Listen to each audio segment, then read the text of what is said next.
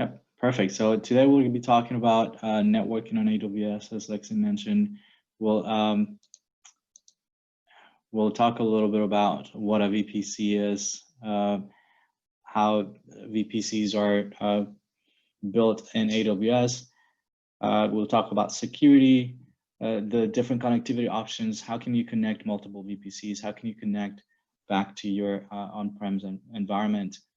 We'll talk a little bit about the traffic distribution and how all that networking. Again, this is a bit of a high level overview. There's a lot of little details, right, that are kind of implied because there's just so much to go over. But these are the main points that we'll touch on today. So Amazon VPCs, virtual private clouds. It's basically a logically isolated section of the cloud for you where you can launch AWS resources. And you can actually use it as a protection or protected barrier so that your resources are isolated from other people's resources. That, after all, it is a public cloud and there's other users in it. The advantages are that you can bring your own network. You can decide your own IP address schemes. You can define your own subnets, your own network topology. You can define some of the routing rules and security rules. So a VPC is where all of your AWS components live. Let me, right, so, sorry, what am I trying to do here?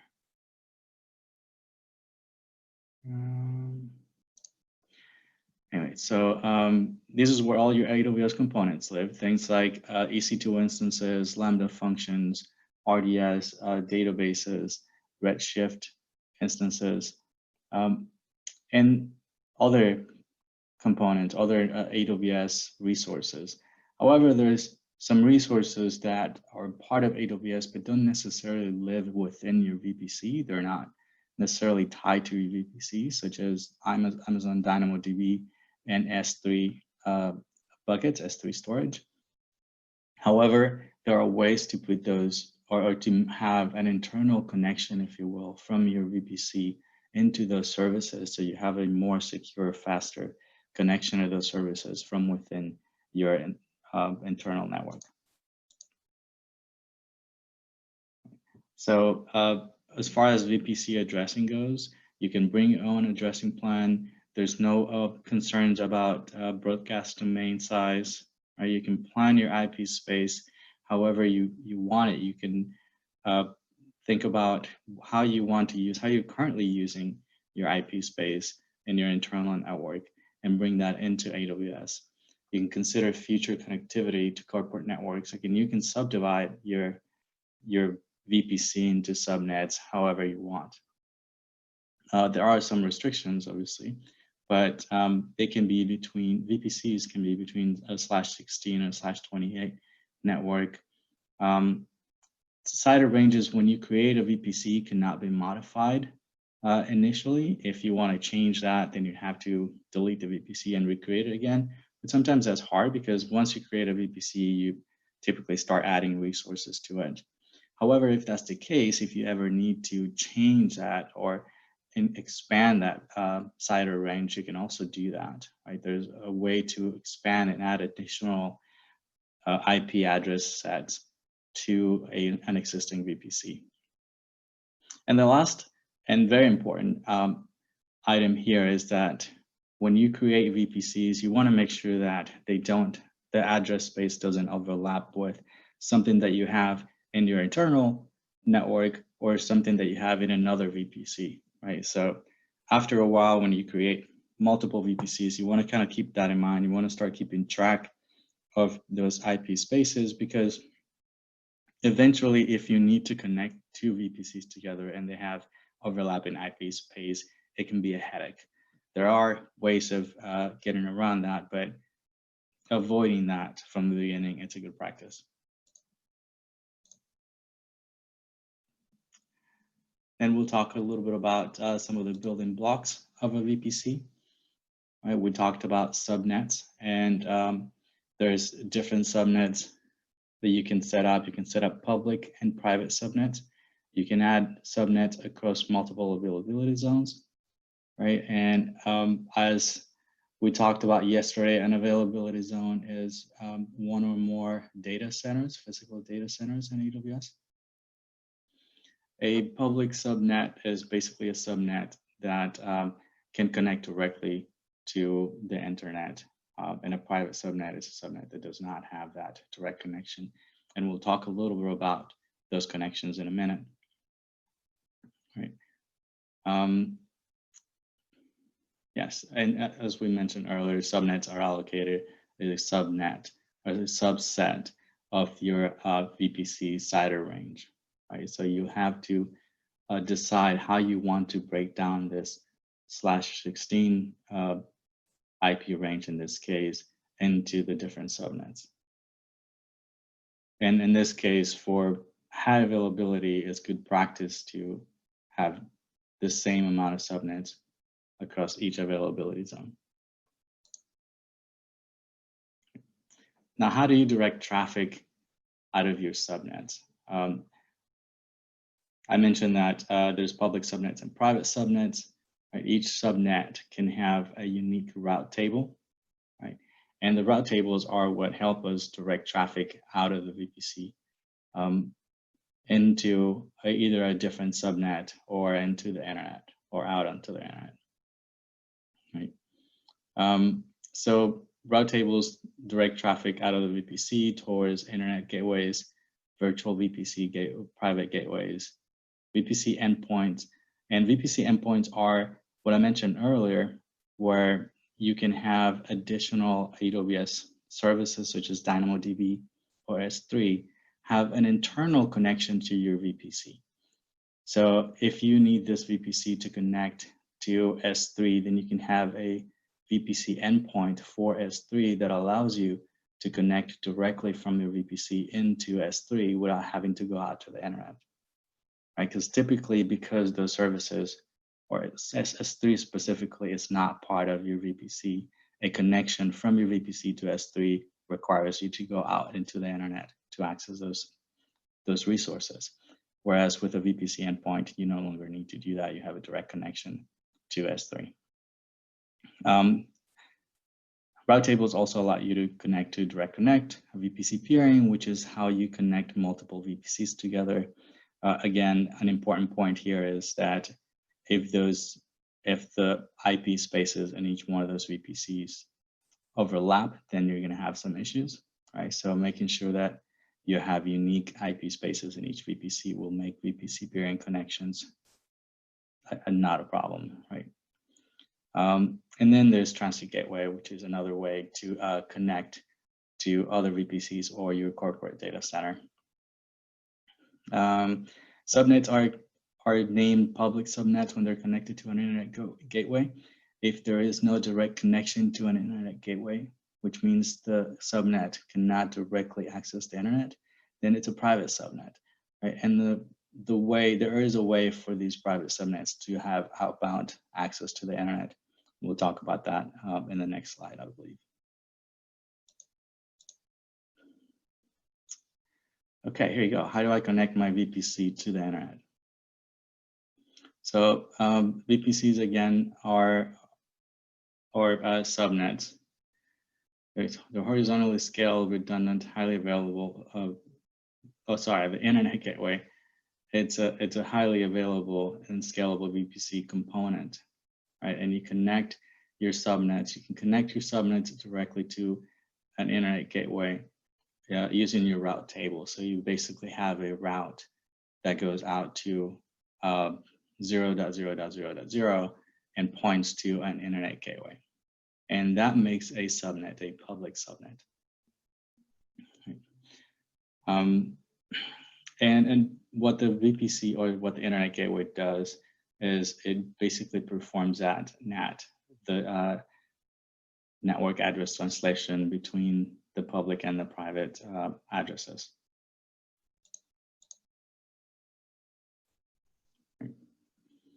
how does my instance get an IP address? Elastic IP addresses are somewhat static IP addresses that AWS has available to you, and you can request those IP addresses, right? Those are the static public IPv4 addresses, and you can associate them with specific EC2 instances. They can only be mapped to one instance, but they can be detached from one instance and attached to another one. They're useful for full redundancy when you don't have load balancers, or when you can't have a load balancer. In other words, if you have two instances that can't be behind a load balancer, and one of them is the main one and the second one is a standby, right? When the first one has an issue or it crashes or something happens to it, then you can have automation to take this private IP, or sorry, this elastic IP address and attach it to the second instance so that your users can continue to connect to your application.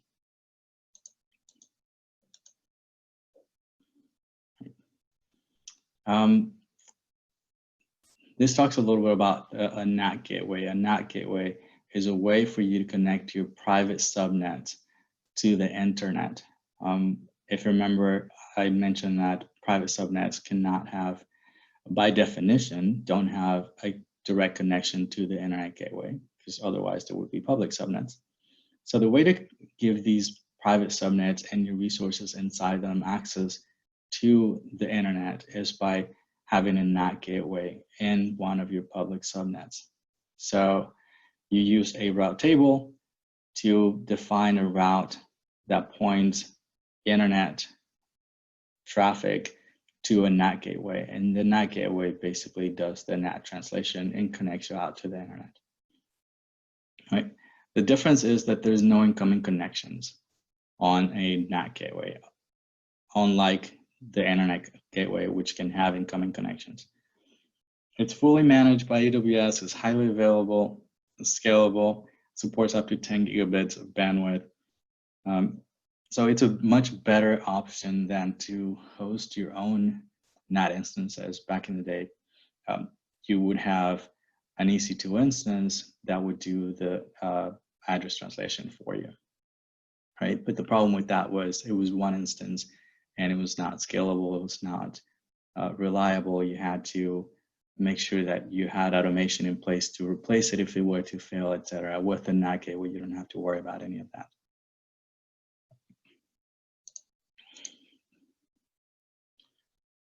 Can I have one account on in the VPC and another using it? Yes, there's a concept of shared VPCs. So a shared VPC, or if you own a VPC, you can create it, you can make it shareable with other accounts. So in other words, you have a VPC that you create that you can share with another account, and other users in that account can create resources within the same subnet within that VPC. Right? The difference is that the other account is responsible for paying for those resources. Yeah, so there's a way to do that. Again, if you need to connect, or if you need to have the same application running across multiple accounts, then you can have a shared VPC. All right, with this, I'll pass it on to Chris to talk a little bit about VPC security. Thank you for that. Cool. So now we're going to talk about how we can secure your resources within your VPC. So the first component for securing your resources within a VPC is a security group. And a security group is a stateful firewall that you can create inbound and outbound rules to define what IP address ranges and what protocols can have access, or what outgoing IP addresses your resources can connect to. These are stateful. All instances have a security group associated with them, and it can be used to interact with resources within your VPC as well as resources outside of your VPC. Or with VPC peering, how it can be referenced across multiple VPCs. The great thing about security groups is that they, by default, implicitly deny all connections. So when you spin up a resource with a default security group, the default security group is going to be deny all for its ruling. You can create custom security groups to allow specific configurations. So like in this example here, we have a security group called Web ELB, and that's allowing HTTPS connections to it. And then you have another tier called the web tier. And you're saying, okay, only allow port 80 from the load balancer to the web servers, but it has to be in that web elastic load balancer security group to access the web tier. So we're providing tiers here of security, and we're also referencing security groups to create new security groups. And then again, the next tier for the database only allow connections from the web tier or the load balancer or sorry, connections from the load balancer aren't allowed into the database tier. And if you want to add additional security, there's access control list or network access control list, NACLs, commonly referred to. And these are, again, inbound and outbound, but they act not on the instance level or the resource level. These act on the subnet level. So these would apply to the different subnets that you create, and then provide ways to look at inbound and outbound traffic for each subnet. Now, another difference between security groups and access control lists is by default, ACLs are allow all. We definitely recommend when you do use them to make least access privilege for your resources. And so by adding a deny all at the end of a rule set there, and then also just to be careful so that you're not having conflicting rules. It makes it a little bit difficult to troubleshoot. Security groups versus ACLs. If you have both, sometimes what I see is administrators of instances, your system administrators or your developers control the security groups, while potentially you might have an overarching network group taking care of the access control lists. So now you have this VPC. How do you connect to these services? How do you connect to the VPC? So one is, how do you connect out to these other publicly offerings of AWS? First and foremost, S3 is a resource that is outside of your VPC, but you can create what's called VPC endpoints to create a secure connection from your VPC to S3. Or if you don't want that, you could also just go ahead and go out through the internet into S3 to access your resources, which was the traditional route before endpoints were created or configured for that. But you can also have endpoints to other services like key management, DynamoDB, or resources within other VPCs. So like a network load balancer. So maybe you have a B2B relationship with another company. You can establish a VPC endpoint, and they provide a dedicated network load balancer for their offering to you, and use the VPC endpoint from that. So it's a way to kind of do cross service communication. Another way to do VPC communication is with VPC peering. And this is a highly available, scalable inter-account, supports inter-account and inter-region or cross-region traffic. So they're set up on the VPC, but they reference a specific subnet. So you can, the subnet routing tables need to be able to add the VPC peering configuration to reference a subnet in a different VPC. So here, again, is a reason to take some time when you're defining out your VPC's IP address rules, how you're going to address multiple VPCs to make sure that there isn't that overlap between them, because potentially in the future you might need to do VPC peering. And it's a one-to-one relationship here. So it doesn't support transitive routing and it's not a mesh. So for each connection, you need to set up VPC peering between that. So if you have one or two VPC peering, or one or two VPCs, VPC peering makes a lot of sense. But as you grow, or if you grow, not all customers do, there is transit gateway, which if you have thousands of VPCs, thousands of different environments or hundreds of different environments that potentially need to talk to centralized services or common connection points, we'll talk about in a few seconds. Setting up transit gateway is a great way to set up a centralized kind of a hub and spoke design to connect to multiple VPCs and not necessarily have to create a full mesh across all of them as you grow out this utilization. You know, typically customers start out with one VPC and might isolate things with security groups or ACLs and then grow into different environments for VPCs or different projects for this, or even different accounts. So there's a lot of different strategies that can take place. In Stratus 10, we can help you design a methodology that works best for your company. So now we're going to talk about connecting your VPC to your data centers or your on-premise environments or other services that you might have out there. The first talk about here is the virtual private network. So that's just a VPN connectivity between your VPC and a corporate data center, for example. You set that up by establishing what's called a virtual private gateway.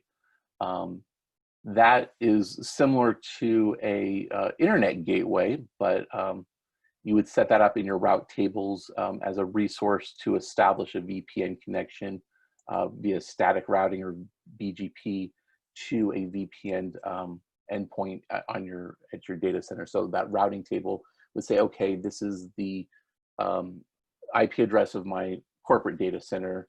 Establish a connection through there. It sets up an IPsec tunnel. You share your keys and do all that fun stuff to set up a VPN on that supported device in your corporate data center. Then you have a seamless connection over a VPN to your VPC.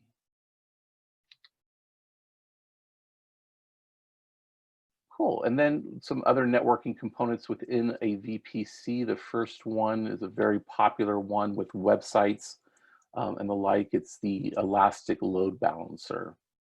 And this takes traffic and distributes it over to multiple EC2 instances or containers or IP addresses. You can have internal or externally facing Elastic Load Balancers. Typically the design is having a load balancer taking incoming traffic from the internet, configuring it to work with an auto scaling group so that that auto scaling group potentially can grow as traffic or your site grows, or shrinks if traffic to your site shrinks.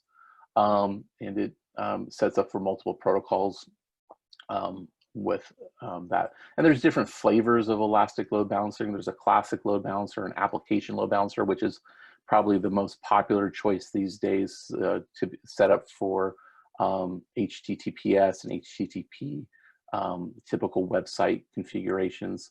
And then also a network load balancer if you're doing load balancing of different protocols.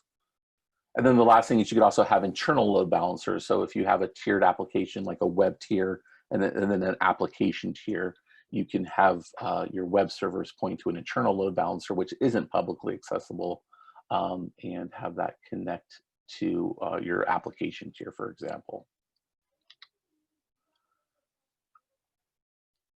Another networking component to talk about here is Route 53, which is Amazon's managed DNS service. It includes a domain registry. So if you need a place to register domains of the various top level domains that can be silly, there you can register your domains there. You can transfer your domains to that registry, or use Route 53 as your primary name service authority for your domains that you own. It has 100% available SLA. It gives you health checks, so you can make sure it can ping your site, make sure that it's working. And then it has some really cool features such as latency-based routing, where you can say, okay, where is this request coming from? Where is the best place to go? What option is the best to do it? You can do some weighted round robin, so you can send a percentage of your traffic to one site versus another site to see how it works.